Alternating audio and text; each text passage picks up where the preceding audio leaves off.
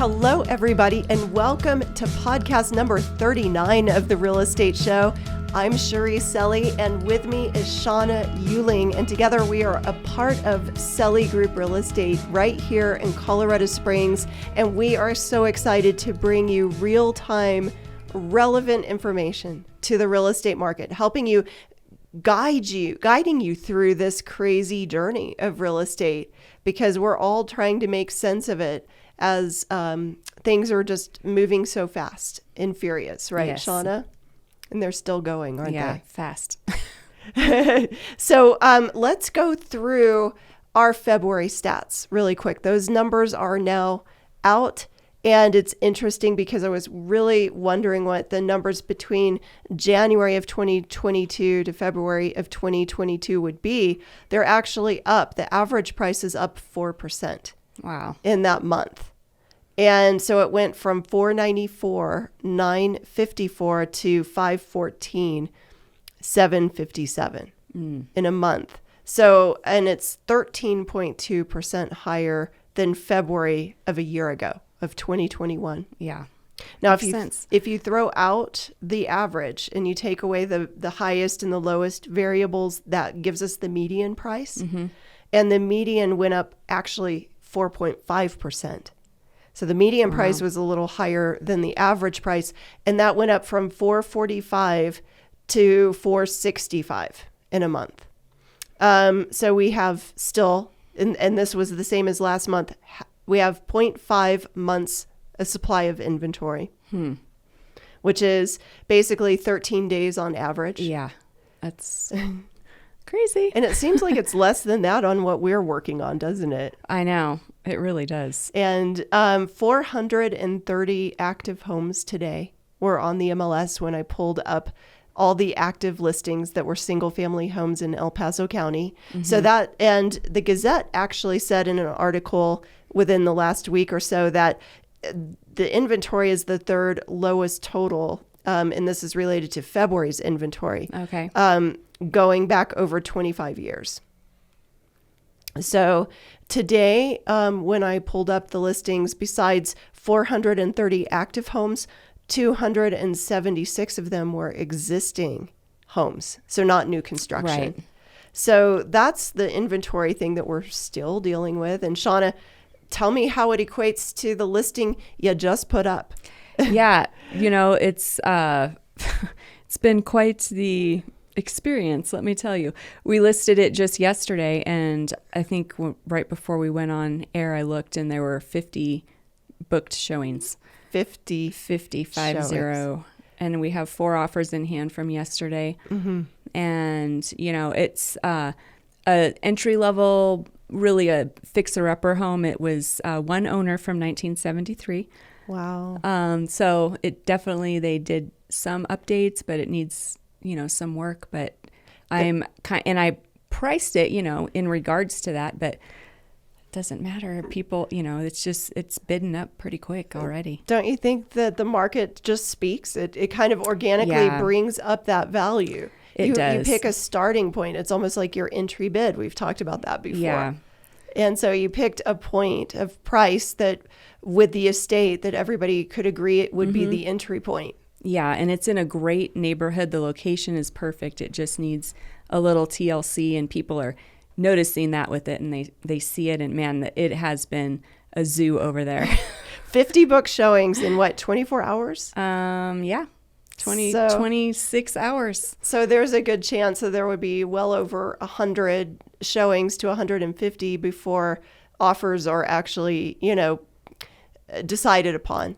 Yeah, we'll see. Maybe. And I think sometimes it lends you to having to call the offer deadline sooner than what maybe the seller was originally thinking. Yeah, and I think that's going to happen on this one because, you know, there's a lot of showings today and tomorrow, and then we'll kind of see what happens, and we'll regroup and, you know, re-notify everyone if we need to. But wow, we'll see.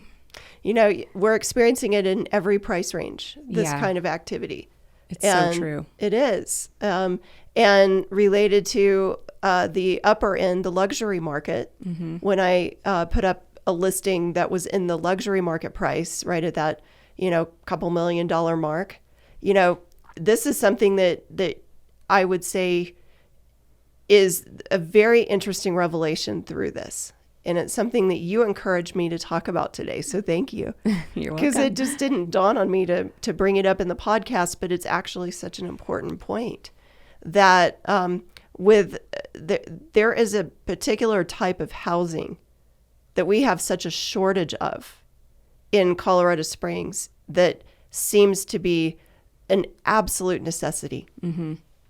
And so Shawna, what is it?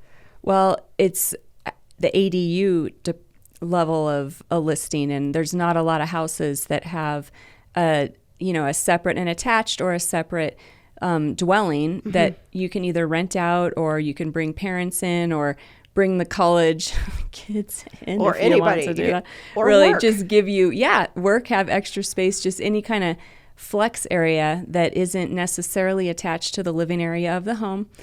Might have a separate entrance. That I feel like that there's such a demand for that, and the houses that are going up with that or being built with that, I feel like they have a extra value that isn't quite calculated in our market yet because it's kind of new. What do you think about that? ADU, accessory dwelling. Yes.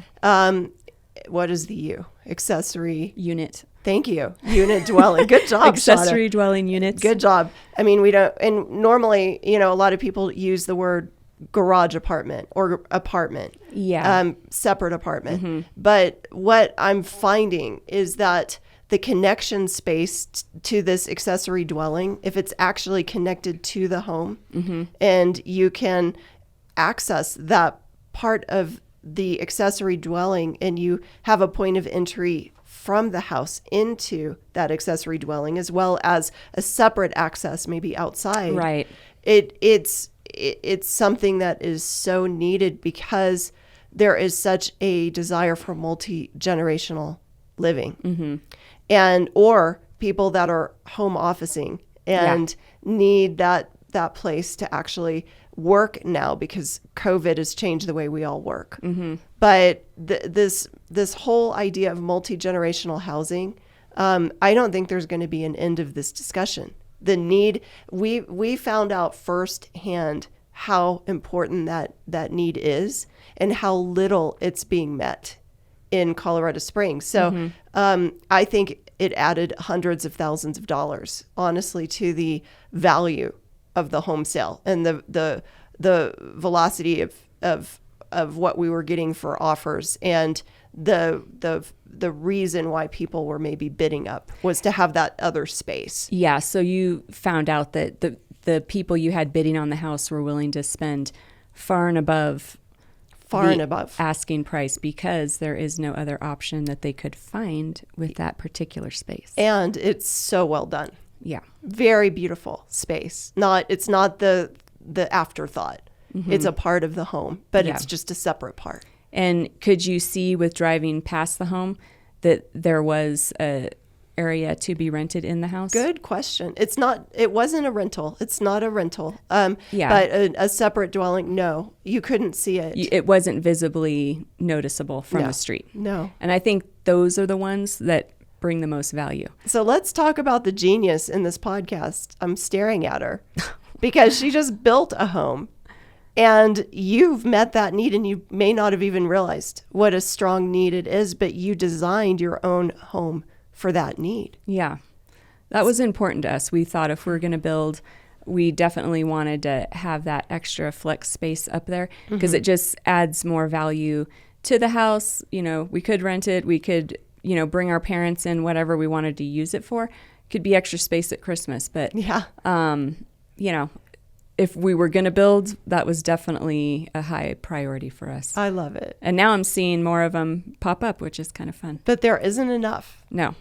There is not enough. And so anyway, that's just kind of the hidden need in our market and the activity that surrounds it. And there's so much to cover, but we're going to have to cover it next time. And thank you so much for being a part of this podcast show. And we want to hear what you want to know. Like, what questions do you have as the listener? What things are you seeing? What are you interested in learning about that we can help teach you or guide you or from our experience share with you? So reach out to us. Let us know. Absolutely. We're on through the Facebook link. Message us, write in the comments, whatever you want to do. Subscribe to our podcast, but reach out. We want to hear from you. We do. So thank you so much for listening, and we will catch you next time. Sounds good.